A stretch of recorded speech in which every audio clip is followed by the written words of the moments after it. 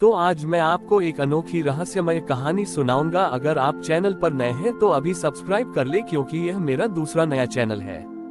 तथा कहानी पूरा देखे, अंत में एक अनोखा रहस्य छुपा है। धन्यवाद। तो सुनिए। एक समय की बात है, एक बहुत ही कुशल कलाकार था जिसका नाम था कलाधर। वह अपनी कला में इतना माहिर था कि पत्थर में भी जान डाल देता था। लेकिन कलाधर का स्वभाव बहुत अजीब था। वह केवल सुंदरता की मूर्तियां बनाता था, खिलते हुए फूल, हंसते हुए बच्चे और बहती हुई नदियां।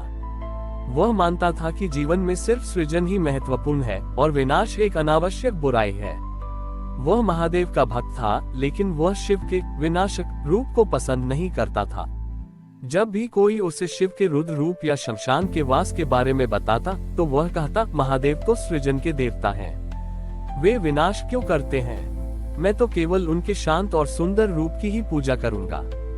इस विचार के साथ उसने एक बहुत ही सुंदर शिव मंदिर बनाना शुरू किया। मंदिर में हर जगह सुंदरता थी, सुंदर नक्काशी, फूलों के चित्र और नदियों की मूर्तियां।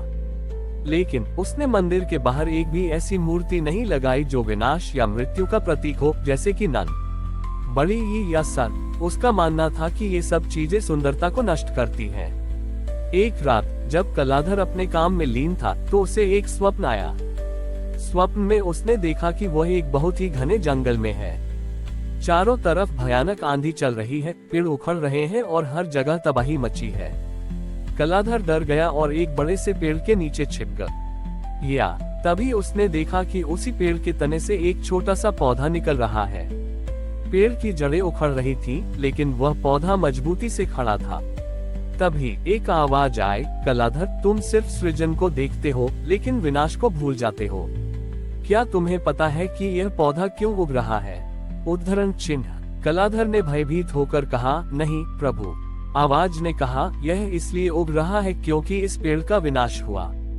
जब कोई चीज नष्ट होती है तभी नई चीज का सृजन होता है। विनाश और सृजन एक ही सिक्के के दो पहलू हैं। कलाधर ने आंखें खोली। उसे एहसास हुआ कि उसकी सोच कितनी अधूरी थी। वह समझ गया कि विनाश का अर्थ केवल अंत नहीं, बल्कि नए सृजन की शुरुआत भी है। उसने ये भी समझा कि महादेव का रुद्र रूप भी उतना ही महत्वपूर्ण है जितना उनका शांत रूप, क्योंकि विनाश के बिना नए जीवन का आरंभ नहीं हो सकता। अगले दिन कलाधर ने अपने मंदिर में नंदी की मूर्ति बनाई। उसने मंदिर के द्वार पर एक सर्प की मूर्ति भी स्थापित की और उसने अपनी मूर्तियों में अब जीवन और मृत्यु दोनों के दर्शन को शामिल किया। कलाधर ने ये सीख लिया कि जीवन में हर चीज का एक संतुलन होता है। जिस तरह दिन और रात, सुख और दुख और जीवन और मृत्यु एक साथ चलते हैं, उसी तरह सृजन और विनाश भी एक दूसरे के पूरक हैं। और महादेव इन दोनों के बीच के सेतु हैं। कलाधर की सोच में आए बदलाव के बाद उसके जीवन और कला दोनों में एक गहरा परिवर्तन आया। उसने अपने मंदिर का काम पूरा किया और वह इतना अद्भुत था कि दूर दूर से लोग उसे देखने आने लगे। लेकिन अब कलाधर केवल मूर्तिकार नहीं था, वह अब एक मार्गदर्शक बन चुका था जो लोगों को जीवन का सही अर्थ समझाता था। एक दिन एक युवा राजा उस मंदिर के दर्शन के लिए आया। राजा बहुत शक्तिशाली था, लेकिन वह हमेशा दुखी रहता था क्योंकि वह अपने जीवन में किसी भी नुकसान को स्वीकार नहीं कर पाता था। उसकी एक प्रिय मूर्ति टूट गई थी और वह तब से बहुत क्रोधित और निराश था। जब उसने कलाधर द्वारा बनाया गया मंदिर देखा तो वह हैरान रह गया। उसने कलाधर से पूछा, कलाकार, तुम्हारी मूर्तियां इतनी सुंदर हैं, लेकिन तुम्हारे मंदिर में जीवन और मृत्यु दोनों क्यों है? क्या तुम विनाश से डरते नहीं? कलाधर ने राजा को प्रणाम किया और कहा, महाराज, पहले मैं भी आपकी तरह ही था। मैं केवल सुंदर और शाश्वत चीजों को पसंद करता था और विनाश से डरता था। लेकिन मैंने महादेव से सीखा कि जीवन में कोई भी चीज हमेशा के लिए नहीं रहती।